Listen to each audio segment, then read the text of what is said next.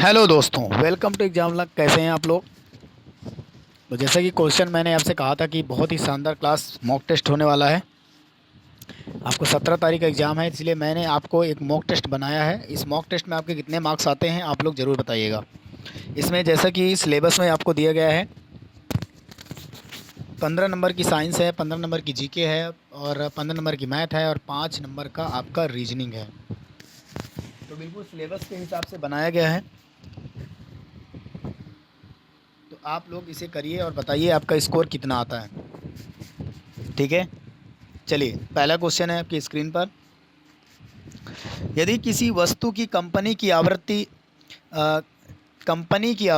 ठीक है, कि यदि किसी वस्तु की जो कंपनी की आवृत्ति घटती है, ठीक है, और उसका आयाम बढ़ता है, तब क्या होता है? जल्दी से जवाब दीजिए। कौन सा ऑप्शन सही होगा? क्या तारत्व तो बढ़ता है लेकिन प्रबलता घटती है? तारत्व घटता है लेकिन प्रबलता बढ़ती है? उत्पादित ध्वनि का तारत्व और प्रबलता दोनों घटते हैं? उत्पादित ध्वनि का तारत्व और प्रबलता दोनों बढ़ते हैं? कौन सा सही जवाब होगा? जल्दी से जवाब दीजिए, बताइए बताइए इसका सही जवाब क्या हो सकता है? तो इसका सही जवाब है ऑप्शन सी। उत्पादित ध्वनि का तारत्व और प्रबलता दोनों घट जाते हैं। ठीक है,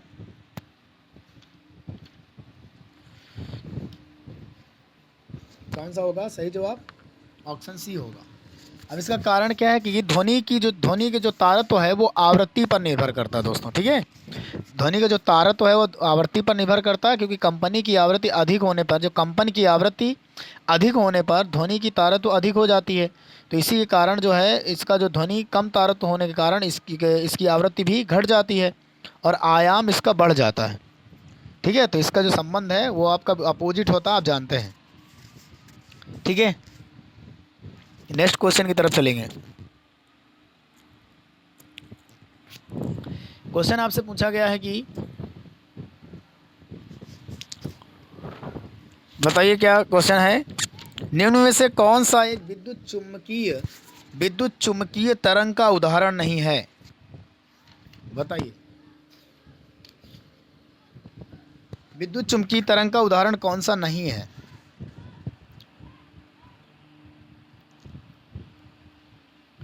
देखिए, यहाँ परावैद्युत तरंग भी है, रेडियो तरंग भी है और एक्स किरणें भी हैं। ये तीनों विद्युत चुम्बकीय तरंग के उदाहरण हैं, लेकिन वायु में ध्वनि तरंगें ये इसका उदाहरण नहीं है। ठीक है, और आपकी जानकारी के लिए बता दें कि जिन तरंगों के संचरण के लिए माध्यम की आवश्यकता नहीं होती है उन्हें विद्युत चुम्बकीय तरंग कहते हैं। ध्वनि तरंगे विद्युत चुम्बकीय तरंगे का उदाहरण नहीं है, क्योंकि इसके विपरीत परावैद्युत किरणें और जो रेडियो तरंगे एक्स किरणें हैं निर्वात में संचरित हो सकती हैं, लेकिन क्योंकि इनको माध्यम की आवश्यकता नहीं होती है। ठीक है, मतलब यहाँ पर अगर हम बात करें कि जो भैया विद्युत चुम्बकीय तरंग होगी उसको चलने के लिए माध्यम की आवश्यकता नहीं होगी, तो यहाँ रेडियो तरंगे, परावैद्युत किरणें, एक्स किरणें, ये तीनों को है जो है माध्यम की आवश्यकता नहीं होती, लेकिन वायु में ध्वनि तरंगे जो चलती हैं उनको माध्यम की आवश्यकता होती है। इसलिए ये ऑप्शन डी आपका उत्तर सही है कि विद्युत चुम्बकीय तरंग ये नहीं होगा। नेक्स्ट क्वेश्चन आपकी स्क्रीन पर। करेक्ट, जलीय तथा कीट भक्षी पौधा कौन सा है? जल्दी से बताइए, जलीय तथा कीट भक्षी पौधा कौन सा है?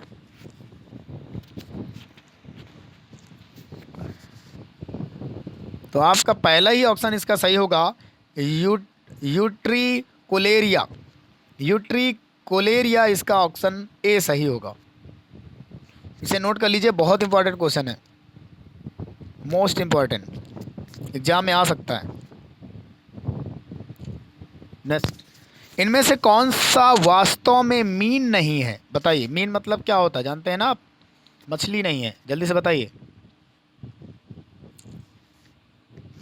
फूफूस मछली, बिल्ली मछली, कुत्ता मछली, रजत मछली, कौन सा नहीं है? जल्दी बताएं।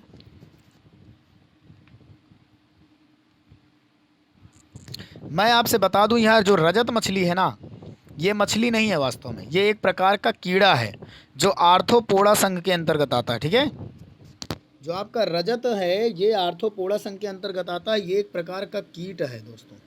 क्या है? कीट। और बाकी फुफुस मछली, बिल्ली मछली, कुत्ता मछली, ये तीनों एक मछली की प्रजातियां हैं। लेकिन यहाँ पर जो आपका रजत मछली है ये एक प्रकार का कीट है जो आर्थ्रोपोडा संघ में आता है। क्लियर है? तो ऑप्शन बी इसका बिल्कुल सही उत्तर है। नेक्स्ट, इंसुलिन हार्मोन परिवर्तित करता है, बताइए। तो इंसुलिन हार्मोन जो परिवर्तित करता है ग्लूकोज को ग्लाइकोजन में, ऑप्शन बी इसका सही होगा। ग्लूकोज को ग्लाइकोजन में बदलने का काम करता है इंसुलिन हार्मोन।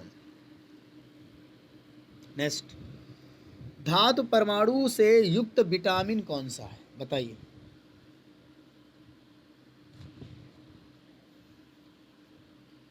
तो विटामिन B12 ये धातु परमाणु से युक्त विटामिन है, ऑप्शन सी बिल्कुल सही उत्तर है। जल में घुलनशील विटामिन कौन सा है? तो मैंने बताया था भाई जो विटामिन बी और सी है ये जल में घुलनशील है। बाकी कीड़ा के नाम से जो जाना जाता है, कीड़ा के नाम से जो जाना जाता है ये वसा में घुलनशील है। किसमें है? वसा में। यानी विटामिन के, vitamin E, vitamin D, vitamin A, चारों विटामिन वसा में घुलनशील है, लेकिन बी और सी किस में है? जल में घुलनशील है। हीमोग्लोबिन की संगठक धातु बताइए। हीमोग्लोबिन की संगठक धातु कौन सी है? तो भैया यहाँ पर हम बता दें कि कॉपर, कि आयरन, कि एल्युमिनियम, कि जिंक, बताइए कौन सा सही होगा।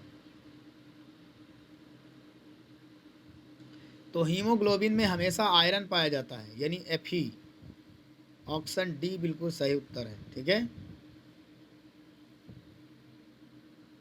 ध्वनि का तारतम्य निर्भर करता है, जल्दी से बताइए। अभी बताया था किस पर निर्भर करता है भैया? आवृत्ति पर, ऑप्शन ए।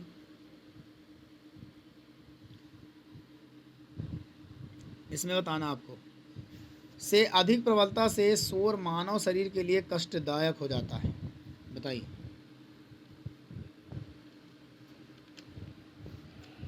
मानव शरीर के लिए कष्टदायक हो जाएगा यदि इससे अधिक प्रबलता से ध्वनि सुनी जाएगी। जल्दी बताइए कौन सा इसका होगा सही जवाब।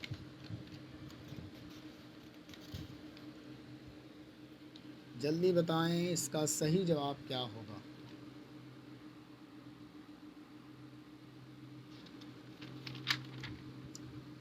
जल्दी से इसका जवाब बताएं, सही जवाब क्या होगा।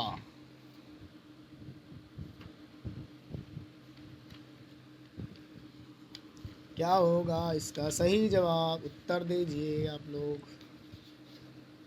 बताइए भाई बताइए, क्या होगा इसका सही जवाब।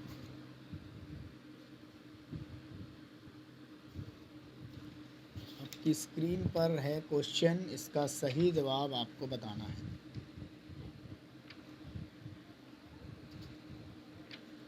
आपकी स्क्रीन पर है, इस क्वेश्चन का सही जवाब बताना है। तो इसका सही जवाब होगा 30 डेसिबल। ठीक है। नेक्स्ट, मानव शरीर में पराशरण नियंत्रण करने वाला अंग कौन सा है? पराशरण की क्रिया को नियंत्रण करने वाला, इसका जवाब कमेंट बॉक्स में आपको देना है। चलिए आगे चलते हैं। खाद्य विषाक्तता से संबंधित जीवाणु कौन सा है, बताइए। खाद्य विषाक्तता से संबंधित जीवाणु के बारे में पूछा गया है आपसे। खाद्य विषाक्तता से संबंधित जीवाणु कौन सा है?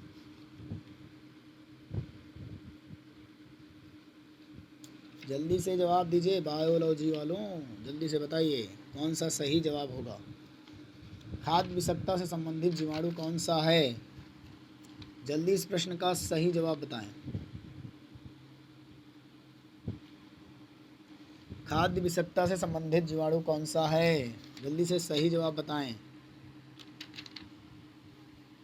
दोस्तों पीछे वाले क्वेश्चन में जो है यहाँ पर कुछ गड़बड़ हो गया है, ये उत्तर नहीं होगा 30, इसमें 80 डेसिबल होगा। 30 तो सुन सकता है मानो, 80 से ज़्यादा नहीं सुन सकता। ठीक है, इसमें 80 डेसिबल लिख लेना भाई, गलती हो गई है, सॉरी इसके लिए। खाद्य विषाक्तता से संबंधित जीवाणु कौन सा है?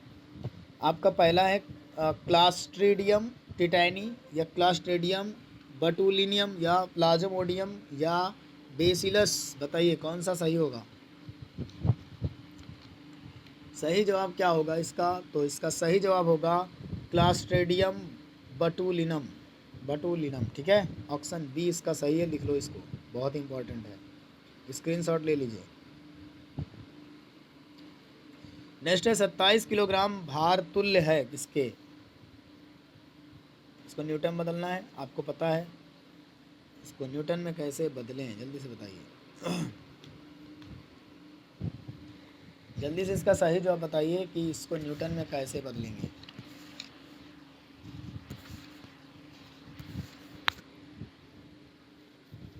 बताओ भाई, जल्दी से बताओ। आपको पता है कि W बराबर क्या होता है, mg, और m दिया है 27, g का मान रख दो 9.8, गुणा करा लो। 8 सते 56, इकाई अंक 6 आ रहा है, इसका मतलब ऑप्शन सी इसका सही जवाब है, ठीक है। 27 न्यूटन आएगा भाई, नहीं वही आएगा, सही है। अरे यार,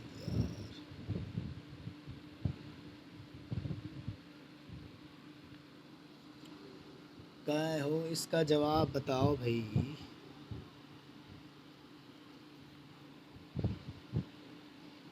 क्या होगा इसका सही जवाब, जल्दी से बताओ भाई। भाई देखो, इसका जैसे गुणा कराओगे ना, W बराबर mg का 8 सत्तर 56, तो इसी में मिल रहा है, यही सही है, आप करा लेना। W बराबर mg में अपने g का मान 9.8 रख देना, आंसर आ जाएगा, ठीक है।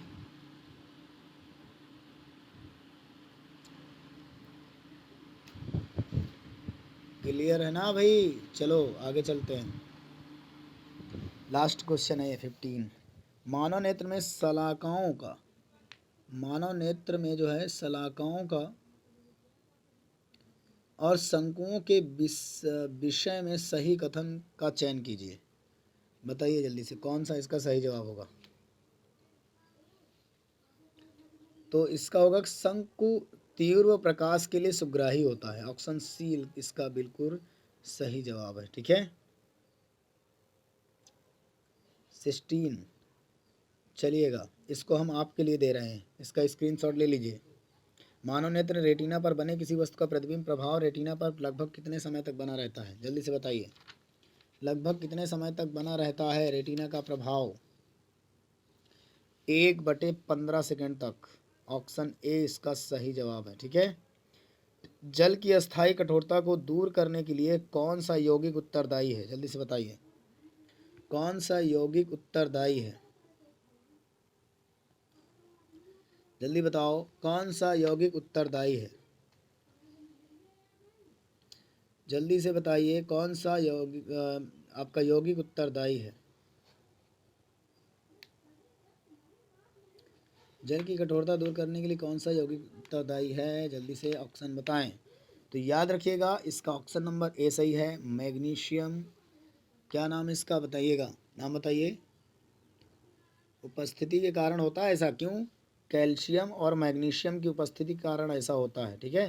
तो ये आपका क्या है, मैग्नीशियम हाइड्रोइड, मैग्नीशियम हाइड्रोकार्बोनेट, ठीक है, याद रखिएगा। अगला है, फिर से वही आ गया, ऑप्शन ए, रिपीटेड क्वेश्चन है, ठीक है। कोयले के भंजक आसवन से क्या नहीं प्राप्त होता, बताइए।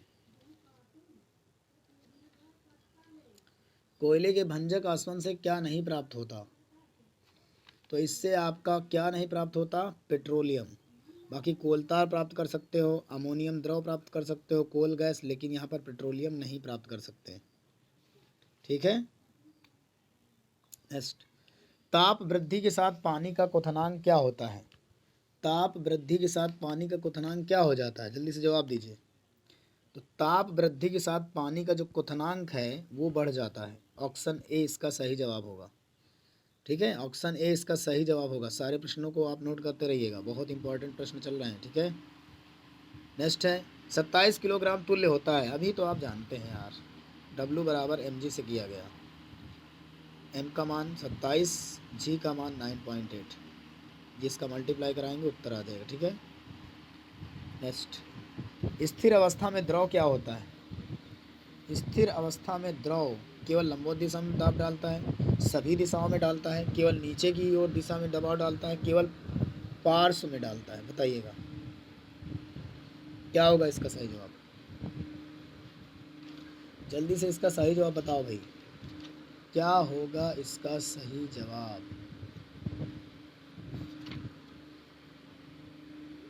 बताइए भाई, क्या होगा इसका सही जवाब? क्या है इस प्रश्न का सही जवाब? आप लोग इसे कमेंट बॉक्स में ज़रूर बताएंगे, ठीक है? इसका स्क्रीनशॉट लीजिए, कमेंट बॉक्स में आंसर करना नीचे। जीके के क्वेश्चन आ गए हैं दोस्तों, ठीक है?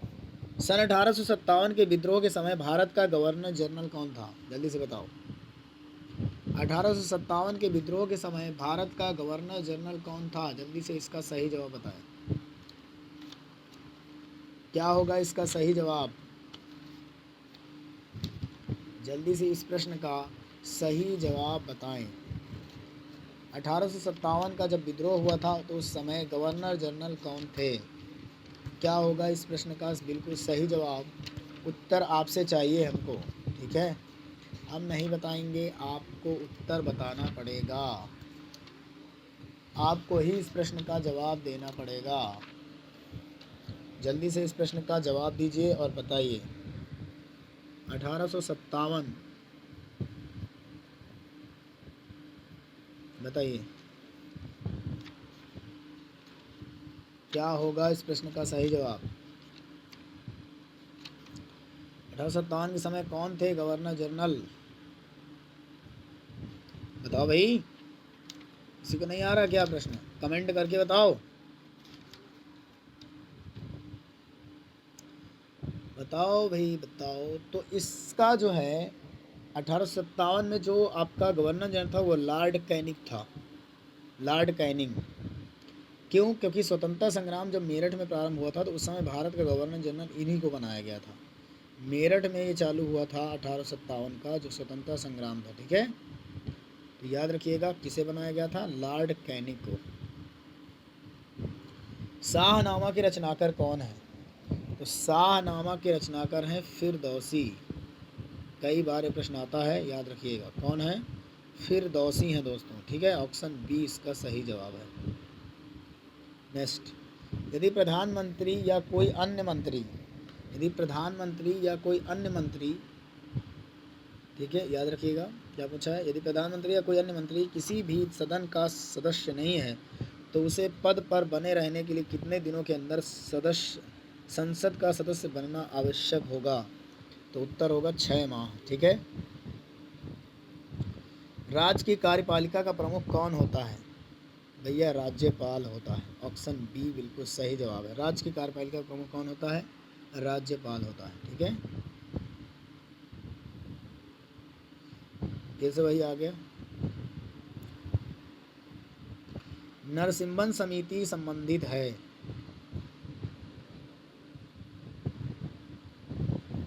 बैंकिंग सुधार से, ठीक है? ऑप्शन ए यही है कि और कुछ है? बताइएगा। बैंकिंग सुधार से नरसिम्हन समिति, ठीक है, संबंधित है। बैंकों में सुधार के लिए वर्ष 1991 में, बैंकों में सुधार के लिए वर्ष 1991 में, ठीक है, वर्ष 1991 में क्या किया गया था? बैंकिंग सुधार के लिए नरसिम्हन समिति बनाई गई थी। कब बनाई गई थी? 1991 में बनाई गई थी नरसिम्हन समिति बैंकिंग सुधार के लिए। मोहिनीअट्टम मूल रूप से किस राज्य में जन्मा विकसित हुआ लोक नृत्य है? तो मोहिनीअट्टम कहाँ का है? तो आप लोग बताएंगे। तो मोहिनीअट्टम कहाँ का है? सही जवाब बताएंगे। तो मोहिनीअट्टम आपका है भैया केरल का। केरल का ये लोक नृत्य है मोहिनीअट्टम। पृथ्वी के सबसे निकट ग्रह कौन सा है? पृथ्वी के सबसे निकट ग्रह कौन सा है? सही जवाब बताएं। तो भैया शुक्र है। कौन सा है? शुक्र है, ठीक है? नेक्स्ट, दिन और रात कहाँ बराबर होते हैं? बताइए, दिन और रात कहाँ बराबर होते हैं? तो दिन और रात की बात करें तो दिन और रात जो है विषुवत रेखा में बराबर होते हैं, ठीक है? याद रखिएगा किस रेखा में बराबर होते हैं? विषुवत रेखा में। ऑप्शन सी इसका बिल्कुल सही जवाब है। विषुवत रेखा में बराबर होते हैं दिन और रात। नेक्स्ट, देश का सबसे बड़ा वाणिज्य बैंक कौन सा है? बताइए, देश का सबसे बड़ा वाणिज्य बैंक कौन सा है? देश का सबसे बड़ा वाणिज्य बैंक है भारतीय स्टेट बैंक, एसबीआई। कौन सा है? एसबीआई। ठीक है, देश का सबसे बड़ा वाणिज्य बैंक एसबीआई है। और याद रखिएगा इसकी स्थापना 1 जुलाई 1955 को हुई थी एसबीआई की। ठीक है, एसबीआई की स्थापना कब हुई थी? 1 जुलाई 1955 को, जो भारत का सबसे बड़ा भारत का सबसे बड़ा वाणिज्य बैंक है SBI, state bank of India. और इसकी स्थापना 1 जुलाई 1955 को हुई थी, याद रखिएगा। ठीक है, अब इसके बाद हमारा जीके भी ख़त्म हो गया। और जीके के बाद हमने जीके और साइंस दोनों हमने कवर कर लिया है। अब हमारा मैथ्स का आता है क्वेश्चन। देखिए मैथ कैसी है इसको भी देख लीजिएगा, आप लोग करने की कोशिश करिएगा। टोटल 60 मिनट मिलते हैं आपको 60 क्वेश्चन के लिए। इसमें देखो, संस्थानों में QRS से नामांकित उम्मीदवारों की कुल संख्या और संस्थानों QRS से उत्तीर्ण उम्मीदवारों की कुल संख्या में अनुपात पूछ रहा है आपसे, बताइएगा। भाई कुल संख्या 4000 उसने दर्शा दिया है। ठीक है, अब यहाँ पर अगर QRS देखें तो QRS तो उम्मीदवारों की कुल संख्या,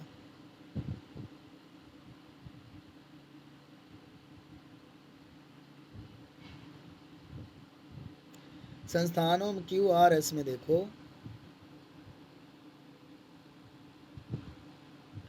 ये देखो 30% है, ये 12% है, 18% है। ठीक है, दूसरे संस्थान में उत्तीर्ण उम्मीदवारों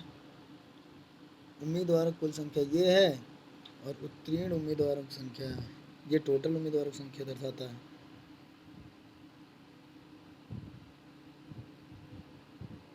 अब यहाँ पर अगर दूसरे में देखें तो Q कितना है? 24% है। R कितना है? R यहाँ पर 18% है। S कितना है? S यहाँ पर 24%। तो आप पहले इनको जोड़ करके देख लीजिए और इनको जोड़ करके देख लीजिए, दोनों के अंतर से निकालिए, आपका आंसर आ जाएगा। ठीक है, आप लोग इस प्रश्न का सही जवाब बताइएगा। मैं इसको इरेज कर दे रहा हूँ। इसके बाद आप लोग बताइएगा, इसका स्क्रीनशॉट ले लीजिए और इसको सॉल्व करके हमें बताइएगा इसका जवाब क्या आएगा। ठीक है, इसका सही जवाब आपको बताना है, मैंने इसको बताया है, आपको याद हो तो।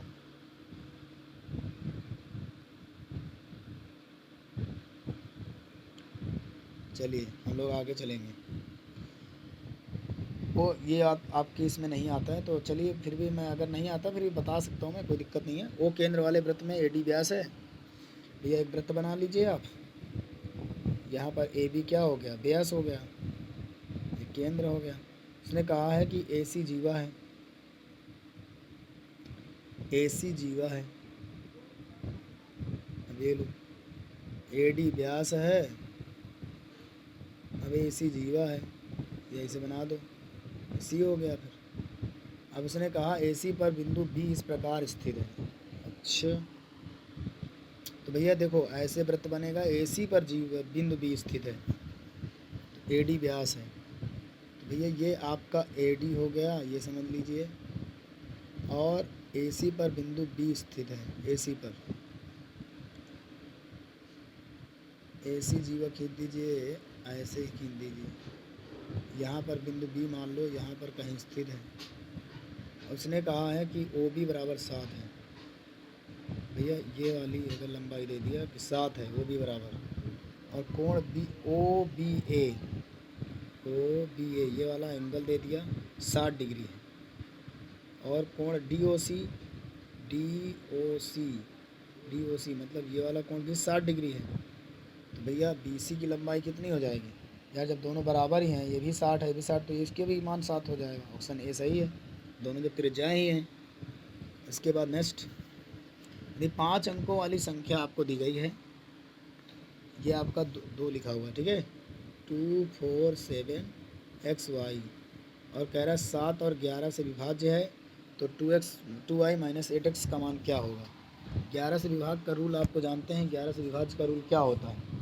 सम और विषम स्थानों का योग, यानी 2 7 y, 7 2 9 plus y minus 4 plus x। अब यहाँ पर हम क्या रखें इसकी जगह? अगर इसकी जगह 2 रख दें, एक्स की जगह 7 रख दें,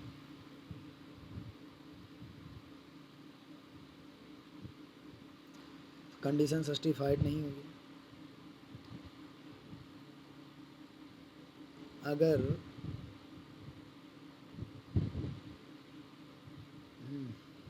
7 से भी तो कटना चाहिए। 7 से कटने के लिए क्या करेंगे?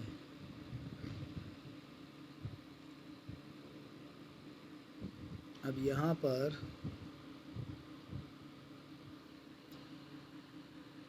3 रख के देखते हैं ना। 9 7 16 और यहाँ 12। तो अगर हम 7 नहीं, 12 से तो नहीं आएगा। और कोई संख्या रख के देखिएगा, कौन से रखी जाए? 3 रख दिया जाए, हाँ 8 रख दिया जाए तो भी आ सकता है।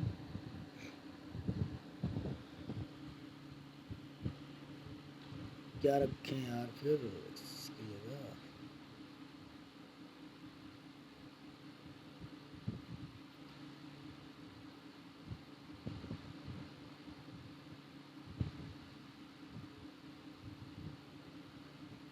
नौ 8 17 हो, तो अगर 8 रखते हैं तो,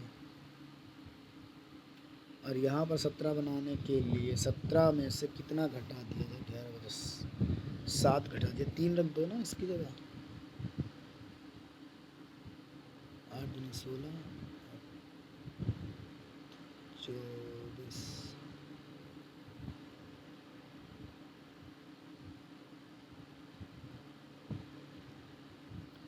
नौ 9 9 9 9 9 9 18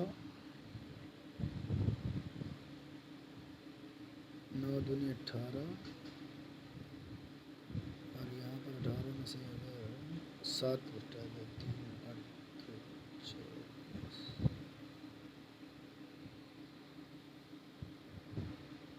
18 6 24 होता है ना। हाँ मिल गया भैया आंसर। अब इसे काट के देख लेना। जैसे ही आप यहाँ रखेंगे 9, यहाँ y की जगह 9 रख दीजिएगा और x की जगह 3, तो कट जाएगा आपका, और आपका उत्तर जो आ जाएगा वो डी ऑप्शन आ जाएगा, ऑप्शन 6। एक बार फिर भी देख लीजिएगा आप, 6 आ रहा है मेरे हिसाब से, ठीक है, रख कर देख लीजिएगा। ये सवाल देखिएगा, ये बहुत ही आसान है। त्रिभुज ABC में क्रमशः भुजा AB और AC बिंदु D और E इस प्रकार है कि एंगल ADE बराबर है एंगल B के, तो AD बराबर 7 है, BD बराबर 5 है, तो BC बराबर 9 है, तो DE क्या होगा? तो भाई वही है त्रिभुज ABC। उसने कहा AB और AC बिंदु D और E इस प्रकार स्थित है। ABC, यहाँ पर बिंदु D स्थित है, यहाँ पर बिंदु E स्थित है। उसने कहा एंगल ADE इसको मिला दीजिए, इसके बराबर है एंगल B के। तो AD की वैल्यू कितनी दी गई है? 7। BD की वैल्यू दी गई है 5। BC की वैल्यू कितनी दी गई है? BC की वैल्यू 9। DE की वैल्यू निकालनी है, ये वाली। तो भैया इसमें यही भुजा लगाओ कि AD बटा है BD के, और यहाँ पर ये DE भुजा बटा है BC भुजा के। ऐसे भी लगा सकते हैं। तो AD का मान कितना दिया गया? 7। इसका मान कितना दिया है? 5।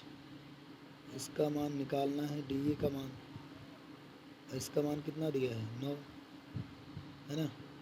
तो 9 सते 63, 63 में 5 का भाग हो जाएगा, तो तिर्य गुणा होगा तो 5 एकम 5, 5 दूनी 10, 5 31, 12.6 लगभग आ रहा है। 12.6 का आधा करो। गड़बड़ हो रहा है क्या यार? 7 5 12। हाँ यार कुछ गड़बड़, रुक जाओ, रुक जाइए आप लोग, ठीक है। गड़बड़ हो गया यार। इसको करने के लिए मैंने रूल नहीं लगाया। ये रूल जो है ये होता है कि पहले ये जो A दिया है, B दिया है, ये C दिया है, यहाँ पर D है, यहाँ E है, तो पहले होता है AD होता है ना टोटल पूरा, हाँ। तो पहले 7 रख दिया, पूरी भुजा होती है, पूरी भुजा कितनी आ जाएगी, 7 5 12 आ जाएगी भाई। और नीचे आपको गड़बड़ कर रहे हैं क्या, फिर भी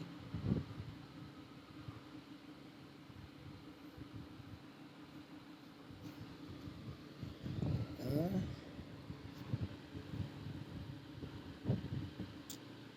9 बटा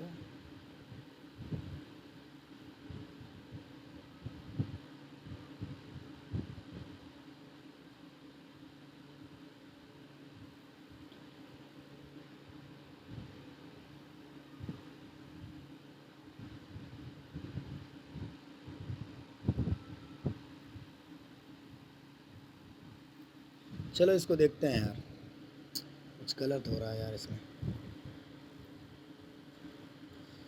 इसकी आकृति में बना देता हूँ, आप लोग सॉल्व करिएगा। देखो पहले त्रिभुज बना लेना, ये ए हो गया, ये बी हो गया, ये सी हो गया, यहाँ पर डी स्थित है, यहाँ ई स्थित है।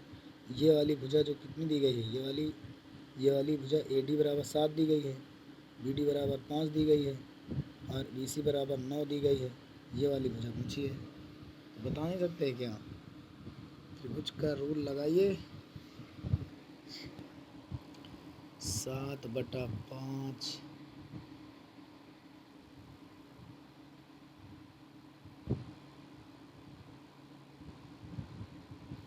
9 बटे डी, 9 अपना 45 बटा 7, 7 छंग 42 हो जाएगा, 0.3, 7 चौक 7 7 लगभग 6 दशमलव कुछ आएगा, 6.75। ठीक है, काट लीजिएगा, 6.75 आएगा। ये प्रश्न आपको करना है, जल्दी से स्क्रीनशॉट ले लो इसका स्क्रीनशॉट ले लीजिए जल्दी से। इस प्रश्न को आपको करना है, ठीक है। जल्दी से कमेंट बॉक्स में बताइएगा करके, बहुत ही आसान है, करके बताइएगा। ये वाला प्रश्न भी मैंने कराया था, आपको याद हो तो, ठीक है। इसको भी आपको करना है, ओके। स्क्रीनशॉट ले लो जल्दी से। आपको इस रूप का बनाना है, इसमें भाग वग करिएगा, किसी का x³ का x² का करिएगा, और अभी कमेंट बॉक्स में जवाब दीजिए मुझे, ठीक है। अभी कमेंट बॉक्स में जवाब चाहिए मुझे, जल्दी स्क्रीनशॉट ले लो। और इसके बाद जब वीडियो ऑफलाइन हो जाएगी, वीडियो बंद हो जाएगी, उसके नीचे कमेंट करना, ठीक है सभी लोग, वरना कल कोचिंग में पूछेंगे हम। इस प्रश्न का भी जवाब देना है, नहीं कर पाओगे क्या, बहुत ही आसान है, करना है, कोशिश करना एक बार, ठीक है। XY यहाँ आ जाएगा, एलसीएम ले लेना, नहीं कर पा रहे हो तो बता दे, कहो तो भाई देखो इसमें क्या करना है, पहले इसका एलसीएम लोगे तो ऊपर हो जाएगा y माइनस एक्स, नीचे आएगा XY बराबर 11/24 आएगा।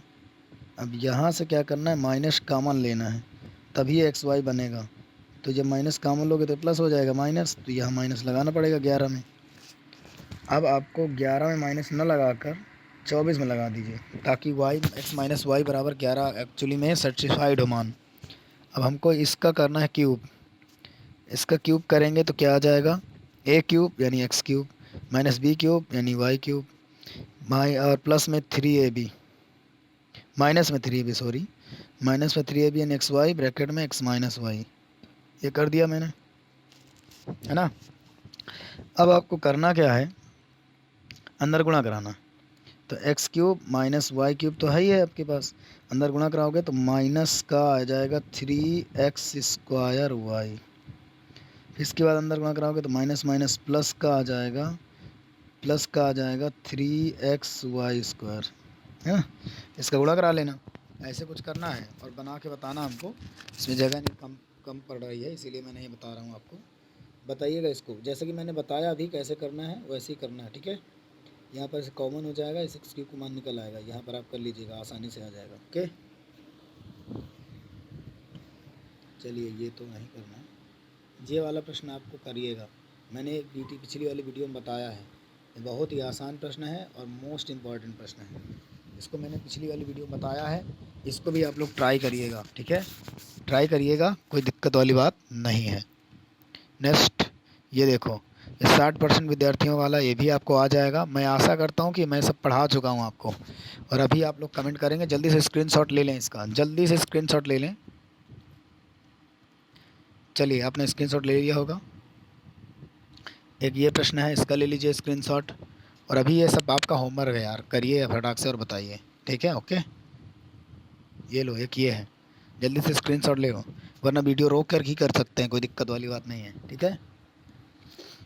करिए, करिएगा, इसे बहुत इंपॉर्टेंट है, आप करिएगा यार, तभी तो आपको आएगा, वरना मैं तो बता ही दूंगा, मुझे क्या फ़र्क पड़ने वाला। बट आप करिएगा, मैंने बहुत ही आपको पढ़ाया है, कोई दिक्कत नहीं है, सारे सवाल आप कर सकते हैं, आपका लेवल बहुत सही है। मैंने करा दिया आपको, सारे प्रश्न ख़त्म हो गए। और रीजनिंग के जो 5 क्वेश्चन है मैं वो आपको देने वाला हूँ, और आप लोग करिएगा, ठीक है? ये नहीं कि बस बहाना मार दीजिए। रीजनिंग भी क्वेश्चन मैं आपको देने वाला हूँ, प्रैक्टिस सेट आपको करना है, मैं थोड़ा सा सहयोग कर रहा हूँ बस, ठीक है ना? चलिए, मैं आगे चलता हूँ और रीजनिंग के क्वेश्चन आपको बताता हूँ।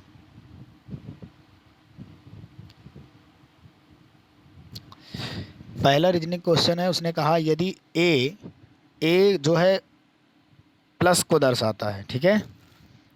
बी जो है माइनस को दर्शाता है, सी जो है भाग को दर्शाता है, डी जो है गुणे को दर्शाता है।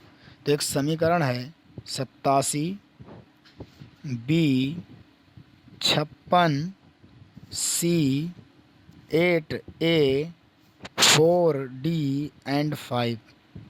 ये समीकरण है, इसको सॉल्व करिए। और इसके ऑप्शन है, आपका ऑप्शन ए दिया है 110, ऑप्शन बी दिया है 120, ऑप्शन सी दिया है 100 और ऑप्शन डी दिया है आपके पास 140। जल्दी से करिए और कमेंट बॉक्स में जवाब दीजिए, जल्दी से करिए। पहला क्वेश्चन है रीजनिंग का, और कमेंट बॉक्स में जवाब दीजिए।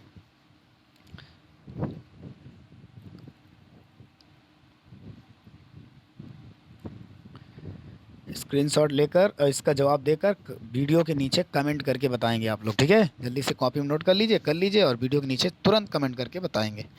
चलिए, हम दूसरा क्वेश्चन आपको दे देते हैं, याद रखिएगा। दूसरा क्वेश्चन आपसे कहा गया है श्रृंखला में आगे क्या आएगा। देखिए, एल दिया है, डी दिया है, आर दिया है, कॉमा यहाँ पर बताना है। आगे वाली सीरीज बता देते हैं, आर है, एच है, टी है, आगे वाली सीरीज है यू जे यू, फिर आगे वाली सीरीज है एक्स एल बी, अगली सीरीज है ए एन डब्लू। अब यहाँ पर क्या आएगा, ये यहाँ पर सेकेंड नंबर पे वो आपको बताना है, ठीक है? हम आपके ऑप्शन बता देते हैं। ऑप्शन ए है आपका एल के आई, दूसरा ऑप्शन है आपका ओ एफ एस, तीसरा ऑप्शन है आपका बी जी टी, और डी है आपका W S Q. Clear? W S Q. इन 4 ऑप्शन में से आप बताइएगा कौन सा सही जवाब आएगा कमेंट बॉक्स में। क्लियर? चलिए, नेक्स्ट 2 क्वेश्चन हो गए। तीसरा क्वेश्चन कह रहा है एक पासे बने हैं। देखो, एक पासा ये बना है, यहाँ 6 है, यहाँ 3 है, यहाँ 4 है। दूसरा पासा बना है, 4 है, यहाँ 3 है, यहाँ 2 है। तीसरा पासा बना है, 1 है, 3 है, 6 है। आपको बताना 6 के विपरीत क्या होगा, 6 के विपरीत कौन सा होगा ये बताना है, ठीक है? पहला ऑप्शन आपका है 5 होगा, दूसरा ऑप्शन है आपका क्या 2 होगा, तीसरा ऑप्शन है आपका क्या 4 होगा, चौथा ऑप्शन है आपका क्या 3 होगा। इसका भी जवाब कमेंट बॉक्स में चाहिए मुझे, ठीक है? जल्दी से स्क्रीनशॉट मारो और कमेंट बॉक्स में जवाब दो। ओके, चलिए ठीक है। नेक्स्ट बता देते हैं। 3 प्रश्न हो गए, चौथा प्रश्न बताने जा रहा हूँ, ठीक है? अब यहाँ पर देखो, एक समीकरण दिया गया है 81 गुणे 9, इसके बाद -3, इसके बाद +16, इसके बाद भाग 8 बराबर 251 दिया गया है। और उसने कहा है कि ये चौथा प्रश्न है आपका, उसने कहा है कि कौन सा विकल्प चिन्ह बदलने पर ये आएगा यदि गुणे के स्थान पर भाग कर दिया जाए, बी ऑप्शन में, माइनस के स्थान पर प्लस कर दिया जाए, सी ऑप्शन में गुणे के स्थान पर माइनस कर दिया जाए और डी ऑप्शन में भाग के स्थान पर माइनस कर दिया जाए। यानी कौन सा ऐसा चेंज किया जाए कि कंडीशन सस्टिफाइड हो जाए। जल्दी से इसका जवाब आप लोग बताएंगे, ठीक है। जल्दी से स्क्रीनशॉट मारिए और इसका प्रश्न जवाब बताइएगा। ओके, लास्ट क्वेश्चन 5वां, और अग्निवीर के सारे सवाल मैंने आपको करवाए। इसी तरह का पेपर आएगा दोस्तों, याद रखिएगा, ठीक है। हाँ, इसी तरह का पेपर आने वाला है। जो सोच लो कि नहीं पेपर इजी आना है, तो कुछ नहीं भाई। इसमें कह रहा है थर्मामीटर जिस प्रकार तापमान से संबंधित है, उसी प्रकार आपको बताना है लैक्टोमीटर जो है वो किससे संबंधित होगा, जवाब देना है, ठीक है। जिस प्रकार थर्मामीटर तापमान नापता है, उस प्रकार लैक्टोमीटर क्या नापता है, बताइएगा। वर्षा नापता है, शहद नापता है, दूध नापता है या हवा नापता है, बताइएगा। क्लियर, बताइएगा भाई इसको, ठीक है। और मैंने सारे प्रश्न आपके करा दिए हैं और आपको ऑल द बेस्ट, ठीक है। और यहाँ बताइएगा इसका लैक्टोमीटर क्या नापता है। और सभी लोग भाई पढ़ा करें, क्योंकि स्क्रीन पढ़ते नहीं है तो फिर इच्छा नहीं होती है डेली वीडियो देने की। अब ये प्रैक्टिस सेट मैंने थोड़ा सा टाइम कम था, इसलिए मैंने क्वेश्चन मैथ के नहीं कराए, वरना में मैथ के क्वेश्चन अगर आपको नहीं आएंगे वो सारे क्वेश्चन तो मैं करवा दूंगा, ठीक है। चलिए, तब आप लोग करिए क्वेश्चन, जवाब दीजिए। इसके बाद हम लोग मिलेंगे कल इसी समय। तब तक के लिए bye bye, take care, good night.